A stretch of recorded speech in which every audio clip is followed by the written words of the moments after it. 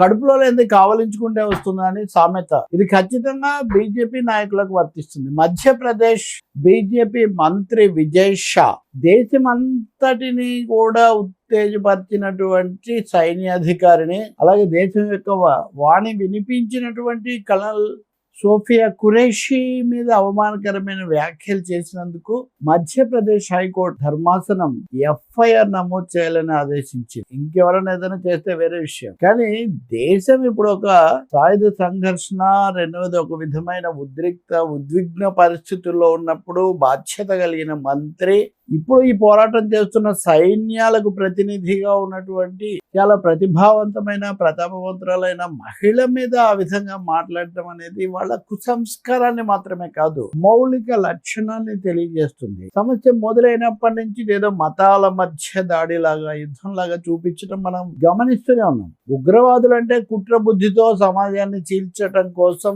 ఒక మతాన్ని వాళ్ళను ప్రత్యేకించి ఏరి వాళ్ళను హతమార్చారు. అది వాళ్ళ దుర్బుద్ధి, కుట్ర బుద్ధి. దానికి మనం లోపడిపోతే ఎలా కుదురుతుంది? ఇంక దేశం సమైక్యంగా ఉంటుందా? ఇవన్నీ ప్రశ్నలు అలాంటి వాళ్ళు మాట్లాడుతూ వచ్చాము. అనేక సార్లు చెప్పారు. ఎప్పుడైతే భారత సైన్యాల తరఫున బ్రీఫింగ్ చేసేటప్పుడు సోఫియా ఖురేషీ అనే మహిళను అక్కడ కూర్చోపెట్టారో చాలా మంచి పని చేసింది. కనీసం ఒక చూడడానికైనా కానీ దేశంలో అన్ని మతాలు ఒకటే అన్న ఒక సంకేతం ఇవ్వడానికి ప్రయత్నించారు. ఇది మంచిదే అని. కానీ అదే సమయంలో దేశవ్యాప్తంగా సోషల్ మీడియాలో విద్వేషపూరితమైన చాలా పనులు చేశారు, తప్పులు చేశారు. వాటిని విమర్శిస్తూనే ఉన్నాము. వ్యాపార సంస్థల మీద కానీ, కొన్ని చోట్ల నటీనటులు, కళాకారులు, ఇలాంటి వాళ్ళ మీద దాడులు, ఇలాంటివన్నీ కొన్ని జరిగాయి. సరే, వాటికి లోబడలేదు కాబట్టి దేశం ప్రశాంతంగా ఉంది. అనేక అగ్ని పరీక్షలు కూడా చూసింది. కానీ ఈ మధ్యప్రదేశ్ మంత్రి ఏంటంటే విజయ్ షా, ఈయన చెప్తాడు టెర్రరిస్టులు దేశ వ్యతిరేక పనులు చేశారు, ఆ టెర్రరిస్టుల సోదరి చెల్లెల్ని సైన్యాల తరఫున మాట్లాడించడం ద్వారా వాళ్లకు తగిన మూల్యం, వాళ్ళకు తగిన ప్రతీకారం తీర్చామని ఆయన చెప్తారు. ఆమె టెర్రరిస్టుల సోదరని ఈయనకి ఎవరు చెప్పారు? అంటే ఆమె పేరు ఖురేషీ, సోఫియా ఖురేషీ కాబట్టి ఆమె టెర్రరిస్టుల సోదరి అయిపోతుంది. అంటే ఆయన ఉద్దేశం ఏంటి? ఆ మతానికి చెందిన వాళ్ళందరూ టెర్రరిస్టులు అని చెప్తున్నారా? వాళ్ళని కూర్చోబెట్టినప్పుడు భారత ప్రభుత్వానికి, సైన్యాధికారులకు తెలియదా? అంటే ఇక్కడ ఒకటే, ఏం మాట్లాడినా సరే మతపరంగా విభజించి చూపడం. చాలా చోట్ల ఇలాంటి ఘటనలు జరిగాయి. అవి మీడియాలో కూడా వచ్చాయి.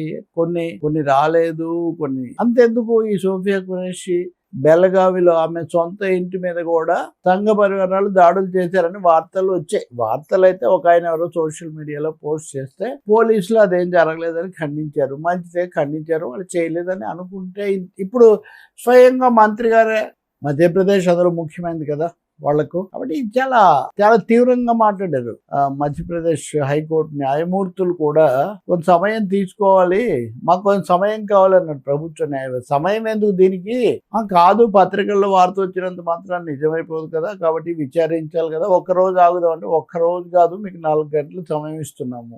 మేము కేవలం పత్రికల్లో చూసి మాట్లాడలేదు, మేము వీడియోలన్నీ కూడా చూసాము, కావాలంటే మీకు చూపిస్తాము. ఈ విషయంలో ఇంకేమాత్రం ఈ దేశంలో ఒక మతాన్ని లేదా ఒక తెగను లేదా ఒక వర్గాన్ని మొత్తం మీద ఒక ముద్ర వేయటం, వాళ్ళు ఫలానా విధంగా ఉండాలని శాసించటం అన్నది బిఎన్ఎస్ భారత న్యాయ సంహిత నిబంధనలకు కూడా వ్యతిరేకమైంది. ఇది విభజన కూడా తీసుకొస్తుందని హైకోర్టు కూడా చెప్పింది. కాబట్టి ఇప్పుడు ఇంకా ఎవరికైనా ఏమైనా సందేహాలు ఉంటే ఈ విమర్శలు ఎందుకు అది ఇదని వాళ్లకు ఈ మధ్యప్రదేశ్ మంత్రి గారు గొప్పగా సమాధానం ఇచ్చారు. రెండోది, ఆయన ఒక విషయం బహిర్గతం చేశారు. అక్కడ ఒక మహిళా సైన్యాధికారిని కూర్చోబెట్టడం కూడా ఏదో బీజేపీ నాయకులు పైనుంచి కింది వరకు అదేదో సరైన విషయం అని కాదు, వాళ్ళు జీర్ణం చేసుకోలేదు కాబట్టే ఇలాంటి కామెంట్స్ చేస్తున్నారని అర్థమవుతుంది. గుణపాఠం. బహుశా ఇక ముందైనా ఎవరు ఇలాంటి చెత్త మాటలు మాట్లాడకుండా ప్రజల మధ్య చీలికలు తేకుండా ఉండడానికి ఇది ఉపయోగపడుతుందని మనం ఆశించాం.